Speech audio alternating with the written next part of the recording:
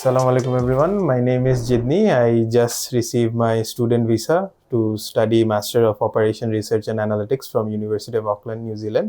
আমি প্রথমে কমপক্ষে 10-15টা কান্ট্রি হবে যেটা নিয়ে রিসার্চ শুরু করছিলাম, কোথায় যাওয়া যায়, কি যাওয়া যায় অ্যান্ড সো অন।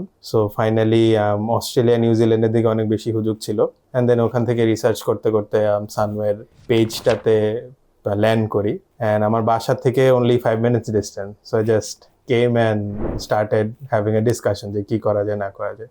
তো খুব প্রথম থেকে একদম সহজেই তারা বুঝাই দিচ্ছে যে ফুল প্রসেস, এটা স্টেপ বাই স্টেপ এই করতে হবে, এই ডকুমেন্টস লাগবে, এই ক্রাইটেরিয়াজ অ্যান্ড সো অন। বাসায় যেয়ে কথা বলার পর আমি খুব ফাস্ট ডিসিশন নিয়ে নিই যে হ্যাঁ, আমরা this is what we are proceeding with. তারপর 1 সপ্তাহ 2 সপ্তাহ ব্যাক অ্যান্ড ফোর্থ করার পর আমার ডকুমেন্ট কালেকশন আমার নিজেরই একটু সময় লাগে।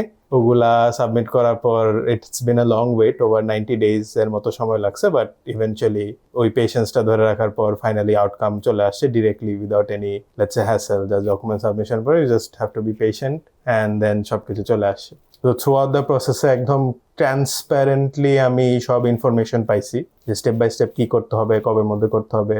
সো একদম স্টেপ বাই স্টেপ গাইডলাইন দেওয়া হয়েছিল, ওই অনুযায়ী ফলো করার পর আউটপুটটা এখন আল্লাহর মতে খুব ভালো মতোই আসছে। এটাই সোফার it has been a wonderful experience.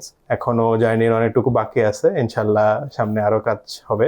And looking forward to studying in Auckland. Thank you so much.